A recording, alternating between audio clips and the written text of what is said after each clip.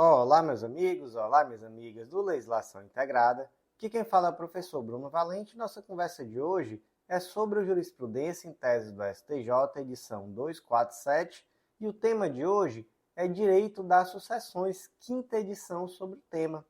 Antes de começar aquele convite, se inscreve no nosso canal, seja no Spotify, Deezer, Apple Podcasts, Google Podcasts ou no YouTube, e ativa o sininho para ficar sabendo sempre que tiver conteúdo novo. Nos segue também no Instagram, @legislação_integrada, onde todo dia tem novidade.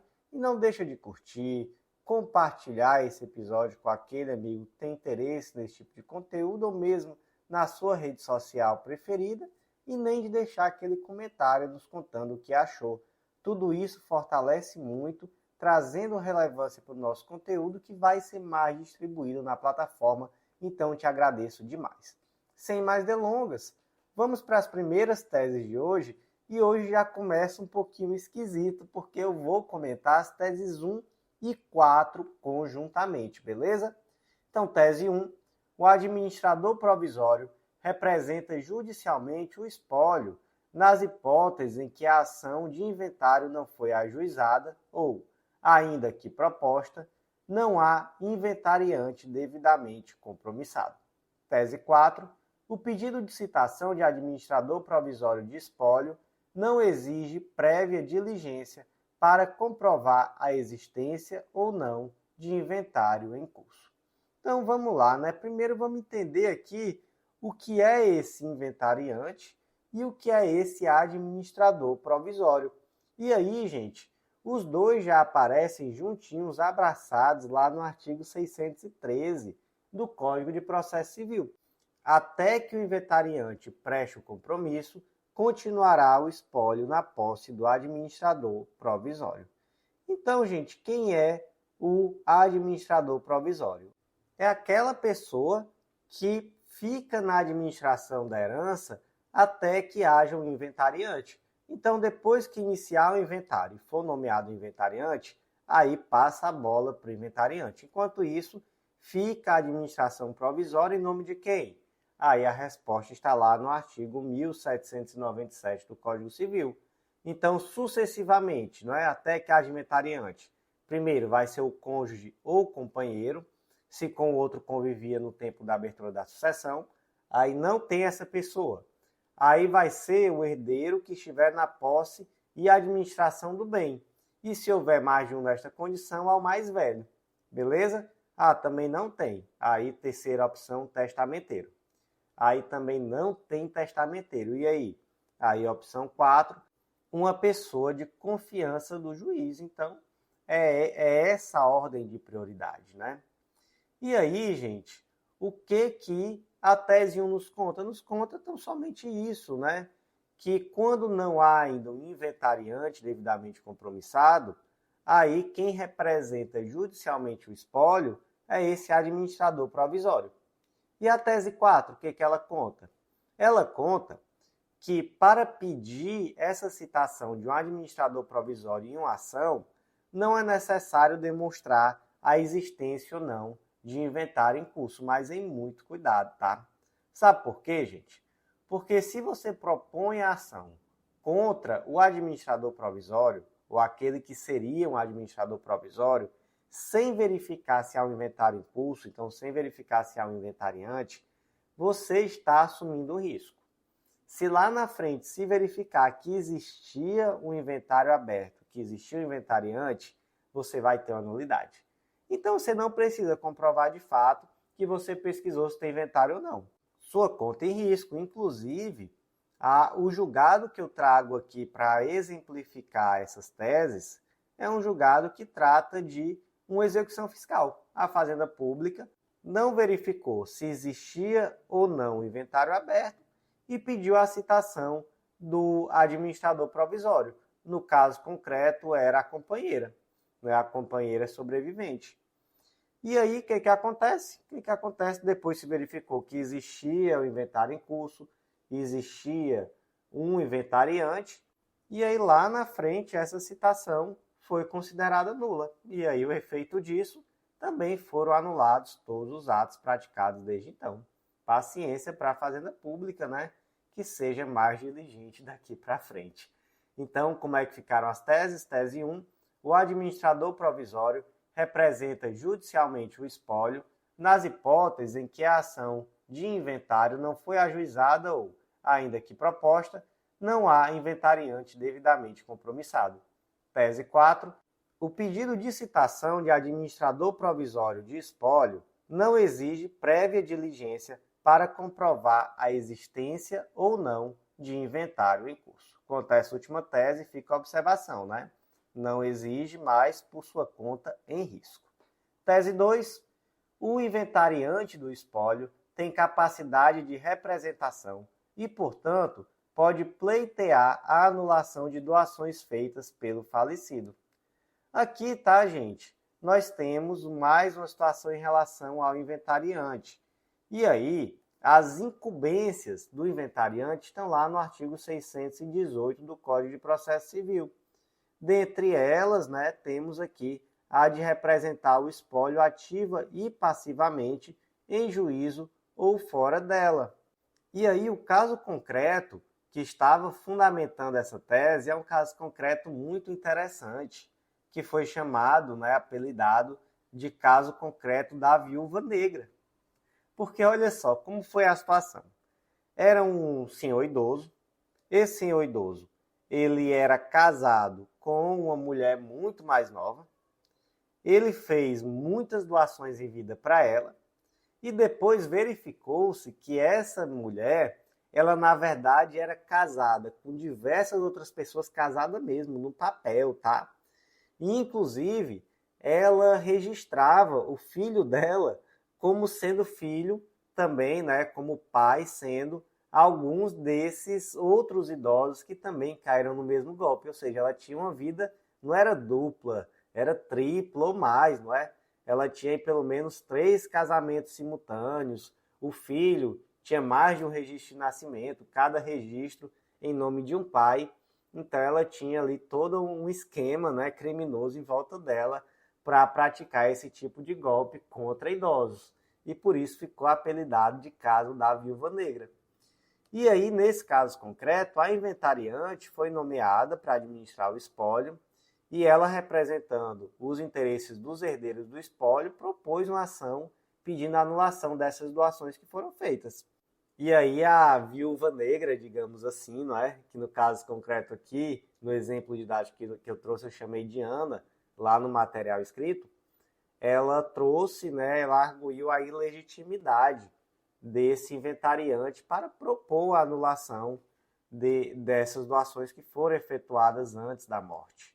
Mas se entendeu que não, que na verdade existia sim uma capacidade de representação do inventariante para propor essas ações de anulação. E entendeu-se ainda que aqui se aplicaria a teoria da accionata no seu viés subjetivo quanto ao início da prescrição. Então, o termo inicial da prescrição aqui dessas ações de anulação seria a data da plena ciência da lesão, não é? Então, como é que ficou a tese 2? O inventariante do espólio tem capacidade de representação e, portanto, pode pleitear a anulação de doações feitas pelo falecido. Tese 3.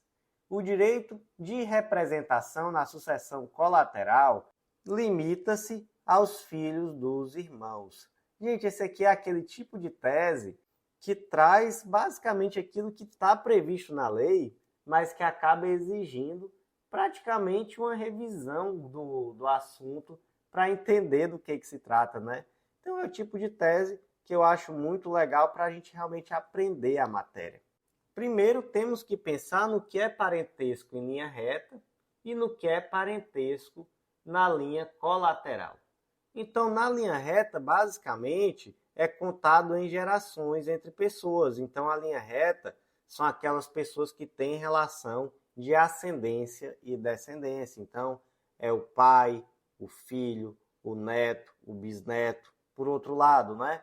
É o filho, o pai, o avô, o bisavô. Então, esses estão na linha reta.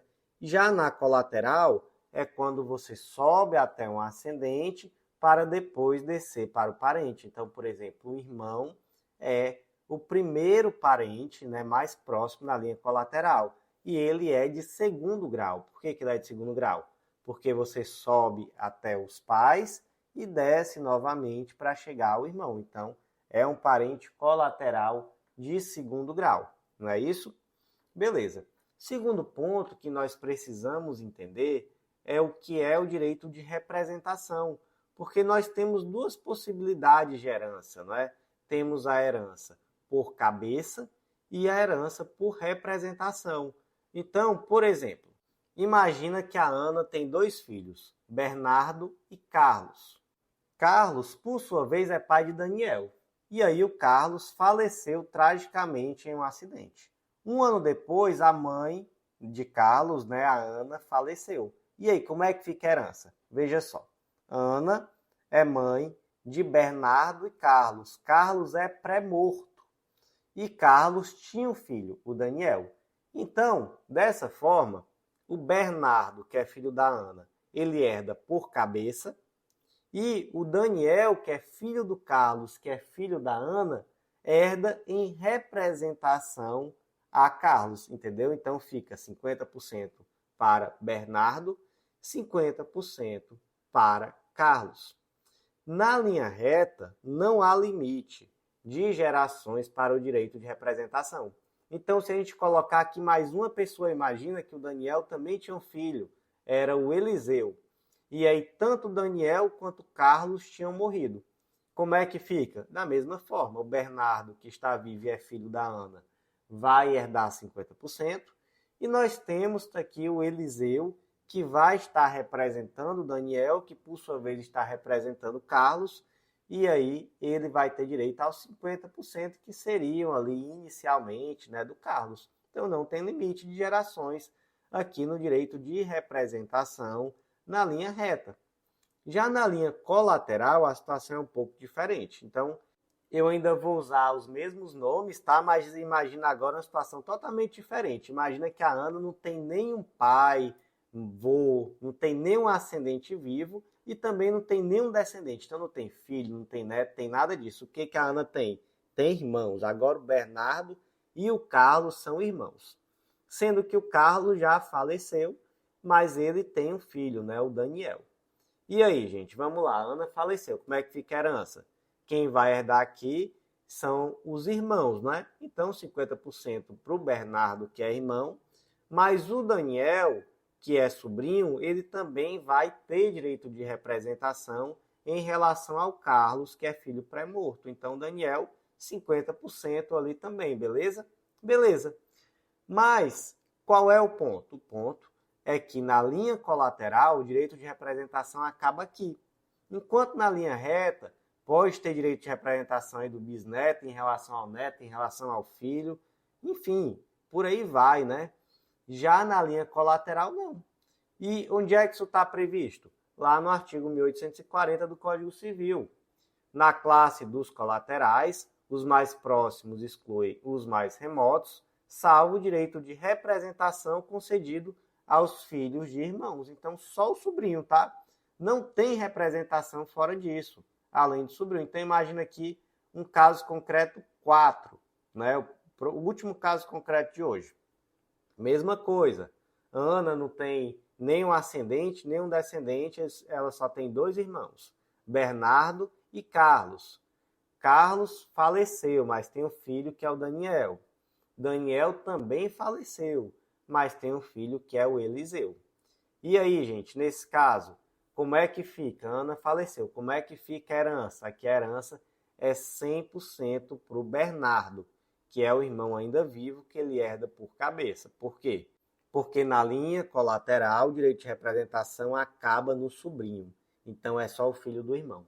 Então, o neto do irmão não tem direito de representação, beleza? Beleza, gente. Inclusive, esse julgado aqui, como eu disse, eu acho ele bem interessante e eu aprofundei alguns pontos no informativo escrito, tá? Que eu diria que é interessante a leitura, porque eu tratei da ordem de sucessão hereditária de uma forma mais aprofundada, trouxe algumas regrinhas na prática, então bem legal a leitura do informativo escrito também, beleza? Então, tese 3, o direito de representação na sucessão colateral limita-se aos filhos dos irmãos. Tese 5. As participações societárias de pessoa falecida passam a integrar o espólio a partir do seu óbito. Assim, o inventariante será seu representante até o final da partilha, quando a titularidade das ações passará a cada sucessor. Gente, olha só o que nos conta o artigo 1791 do Código Civil. A herança defere-se como um todo unitário, ainda que vários sejam os herdeiros. Parágrafo único. Até a partilha, o direito dos co-herdeiros quanto à propriedade e posse da herança será indivisível e regular-se-á pelas normas relativas ao condomínio. O que a gente aprende aqui? Que o monte é um todo unitário. O que é o monte? É tudo aquilo que o de cujos deixou, não é toda a herança. É um todo unitário. Então, basicamente, existe um condomínio desses bens em relação a todos os herdeiros. Até quando? Até a partilha. Então, por exemplo, o Joãozinho faleceu e deixou 5 casas e são 5 filhos. Então, significa que cada filho é dono de uma casa? Não, significa que até a partilha, cada um dos filhos tem 1/5 de tudo. Então, cada casa dessa, né, se for verificada individualmente, é como se cada filho fosse dono de um pedacinho. Agora, após a partilha, aí esse todo deixa de ser indivisível, né? Então, cada herdeiro vai ter aquilo que lhe cabe. Aí você pode perguntar, e quem administra enquanto não é feita essa partilha? Quem administra é o inventariante. Beleza? Beleza. Professor, e se a gente pensar em ação de empresa? Mesma coisa, gente. Imagina que o José era acionista de uma empresa e ele tinha ali uma quantidade muito significativa de ações, ele faleceu, deixou 3 filhos. E a Beatriz, não é? São 3 filhos, Ana, Beatriz e Carlos. A Beatriz foi nomeada inventariante. Mas aí, no curso do processo, né, no curso do processo de inventário, ocorreu uma assembleia nessa empresa e o Carlos propõe uma ação pedindo para anular essa assembleia. O Carlos tem legitimidade para isso? Gente, a princípio não, né? Por quê? Porque o Carlos ele ainda não é acionista da empresa. Quem é acionista da empresa é o espólio. E quem representa o espólio é o inventariante, entendeu? Então, o Carlos, ele só vai ter para si transferida essas ações, né, ou melhor, a parte que lhe cabe dessas ações após a partilha dos bens. Então, da mesma forma que a gente raciocinou em relação àquelas casas, não é? Que cada casa só vai ser atribuída a uma pessoa depois da partilha, da mesma forma que as ações. As ações, elas são, até então, pertencentes ao espólio. Só vão ser distribuídas, né, a cada um dos herdeiros após a partilha. Então, tese 5. As participações societárias da pessoa falecida passam a integrar o espólio a partir do seu óbito. Assim, o inventariante será seu representante até o final da partilha, quando a titularidade das ações passará a cada sucessor. E antes de seguir em frente, aquele convite muito rápido, muito especial para você que ainda não é nosso assinante, acesse legislaçãointegrada.com.br e vem conhecer o Clube da Lei, nosso clube de membros que dá acesso a todos os nossos materiais e a mais de 100 planos de leitura, tudo o que você precisa para o estudo completo, atualizado e organizado de lei seca e jurisprudência. Aproveita ainda nossa oferta de Black Friday e leve de graça nesse mês de novembro o Mapa do Aprovado, um curso que te ensina a estudar. Com ele você aprende a organizar um plano de estudos totalmente focado na sua realidade com muita autonomia e estratégia, e esse curso normalmente custa R$ 257 e está saindo de graça. Então aproveita e vem fazer parte do nosso clube. Último convite, vem conhecer a Editora Integrada, vem publicar com a gente. Você vai ver que é mais fácil do que você imagina e que vai ser um baita diferencial em uma futura prova de títulos. Seguindo em frente, vamos analisar as teses 6, 7 e 8. Vamos lá. Tese 6. A ação de redução da doação inoficiosa poderá ser proposta ainda durante a vida do doador, observando o prazo prescricional que tem como termo inicial o registro do ato jurídico que se pretende anular. Tese 7. O excesso caracterizador da doação inoficiosa deve ser verificado no momento da liberalidade e não na data do falecimento do doador, nem na abertura da sucessão. Tese 8. Na ação de nulidade de doação inoficiosa, o prazo prescricional é contado a partir do registro do ato jurídico que se pretende anular. Então vamos lá, gente, tratamos aqui de doação inoficiosa, não é? De onde parte esse conceito? Parte do artigo 1846 e também do artigo 1845 do Código Civil. 1845 são herdeiros necessários, os descendentes, os ascendentes e o cônjuge. Então, esses são os herdeiros necessários: ascendentes, descendentes e o cônjuge. E aí, o artigo 1846 pertence aos herdeiros necessários de pleno direito metade dos bens da herança, constituindo-se a legítima. O que isso significa? Significa que se você tem herdeiro necessário, então descendente, ascendente ou cônjuge, você não pode doar mais da metade dos seus bens. Por quê? Porque essa metade dos bens é o mínimo que é devido aos seus herdeiros quando da herança. Beleza? E o que acontece se eu doar mais da metade dos meus bens, caso eu tenha descendentes, ascendentes ou cônjuge? Essa doação vai ser considerada inoficiosa. E aquilo que passar da metade do meu patrimônio, então vai ser considerado uma doação inválida. E é por isso que essa doação pode ser reduzida exatamente para respeitar a legítima. Agora pergunta-se, em que momento se deve verificar se a decisão é inoficiosa? É no momento da doação ou é tão somente no momento da abertura da sucessão, ou seja, no momento da morte? Gente, é no momento da doação, beleza? Então vamos aqui para um exemplo para fixar. Imagina que em 2010 o Augusto possuía um patrimônio de 20 milhões de reais. E aí, o Augusto tinha um herdeiro necessário, que era um filho, era o Miguel. Mas naquele ano de 2010, o Augusto resolve doar um imóvel avaliado em 300 mil reais ao seu amigo de infância, o Davi.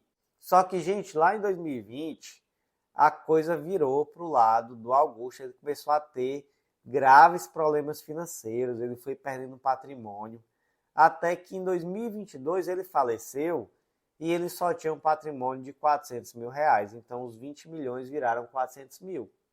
Pergunta-se, a doação realizada pelo Augusto ao Davi pode ser considerada inoficiosa? Gente, não. Por quê? Porque no momento da doação, ele tinha um patrimônio de 20 milhões. Então, ele poderia doar até 10 milhões, beleza? Ele doou só 300 mil.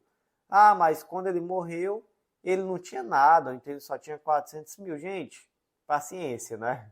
Infelizmente, o momento em que se verifica é o momento da doação, beleza? Exemplo didático 2. No ano de 2010, Augusto, aqui já é outro Augusto, tá? Esse Augusto aqui não tinha tanto dinheiro. Ele tinha um patrimônio de 400 mil. E aí ele possuía apenas um herdeiro, que era seu filho Miguel. E ainda naquele ano, ele doou o seu imóvel, que era avaliado em 300 mil, para o seu amigo de infância, o Davi. Aí, a doação é inoficiosa? Com certeza, né? Qual o prazo prescricional para buscar essa anulação dessa doação inoficiosa? Ou pelo menos a redução, não é, do valor da doação? Gente, é um prazo prescricional de 10 anos. E aí a última pergunta, qual o termo inicial desse prazo prescricional? Gente, o termo inicial é a data da ciência inequívoca acerca dessa doação, não é? O que, em regra, se dá com o registro dessa doação. Então, foi doado o imóvel, houve o registro na matrícula, e aí, com o registro na matrícula, nós temos a publicidade, não é isso? Então, a partir de então, começa a contar o prazo prescricional. É sempre assim? Gente, não necessariamente, tá? Por exemplo, trouxe aqui no informativo escrito um julgado lá do informativo 729 que traz exatamente um distinguish, né? Que ele diz assim, olha, em regra, o termo inicial vai ser a data do registro dessa compra e venda lá na matrícula do imóvel. Mas nesse caso concreto aqui, havia uma ciência inequívoca que era anterior. Por quê? Porque existe um contrato que está assinado, inclusive, por essa pessoa que estava buscando a anulação, que é anterior ao registro, e que desde aquele contrato não há como falar que ele não tinha ciência. Então, de fato, havendo a ciência anterior de forma inequívoca, vai ter início antes o prazo prescricional. Mas, em regra, esse prazo prescricional tem início tão somente quando do registro na matrícula dessa doação, beleza?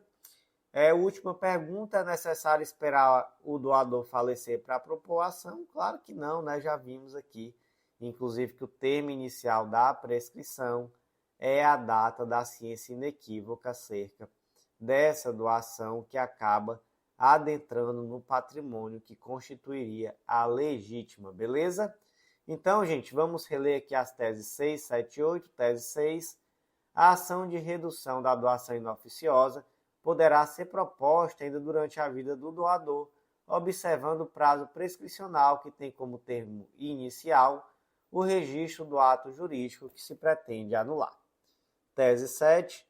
O excesso caracterizador da doação inoficiosa deve ser considerado no momento da liberalidade e não no momento da data do falecimento do doador, nem na abertura da sucessão. Tese 8. Na ação de nulidade de doação inoficiosa, o prazo prescricional é contado a partir do registro do ato jurídico que se pretende anular. Seguindo em frente, gente, última tese de hoje, tese 9. A doação remuneratória deve respeitar a limitação à legítima dos herdeiros. Assim, não se admite a doação universal de bens. Gente, aqui nós temos dois pontos, né? O primeiro trata de tudo aquilo que já conversamos sobre a legítima, que não é possível haver uma doação de mais de 50% do patrimônio quando se tem ascendentes, descendentes ou cônjuge. Mas aqui há um aprofundamento dessa situação, já que aqui temos uma doação remuneratória. E o que é uma doação remuneratória? É uma doação que ela é feita em reconhecimento a um serviço, a um benefício que foi recebido, mas sem que haja uma obrigação legal de pagamento. Por exemplo, imagina que um médico realizou uma operação que foi muito bem sucedida no filho do Joãozinho, e aí o Joãozinho, como uma forma de gratidão, resolve doar para ele um determinado bem. Então, veja só, não há uma obrigação legal no pagamento, né? Então não é um pagamento propriamente dito, é uma doação. Mas essa doação ela tem um caráter remuneratório porque está reconhecendo um serviço que foi prestado, um benefício que foi recebido. Então, assim, não seria obrigatória essa prestação, mas se opta por doar como uma forma de gratidão mesmo, né? E aí, gente, mesmo essa doação remuneratória, ela pode ser considerada inoficiosa? Com certeza absoluta. Então, é isso que essa tese nos conta. E como é que ficou a tese 9? A doação remuneratória deve respeitar a limitação à legítima dos herdeiros, assim, não se admite a doação universal de bens. E, meus amigos, por hoje foi isso. Eu agradeço muito a você que ouviu até o final. Peço desculpas por a voz estar falhando, mas é porque parece que nessa 36ª rodada de Série B, o Ceará resolveu que vai querer subir esse ano, vai querer voltar à Série A. Então eu parei de gravar para assistir o jogo e depois de gritar muito nessa vitória por 4-1, eu volto aqui para terminar de gravar. E como esse episódio ainda demora uns dias para ir para o ar, então você que está aí no futuro me ouvindo pode me dizer, e aí, o Ceará subiu para a Série A, vai subir, como é que tá? Me conta, porque eu tô acreditando, viu? Eu tô acreditando que vai dar certo. E, gente, agradeço muito a você que ouviu até o final deixa aquele like, curte, compartilha, avalia a gente com 5 estrelas e não deixa de compartilhar também na sua rede social preferida ou mesmo naquele grupo de WhatsApp ou com aquele amigo que tem interesse nesse tipo de conteúdo. Por hoje foi isso. Eu agradeço muito a você que ouviu até o final e até a próxima.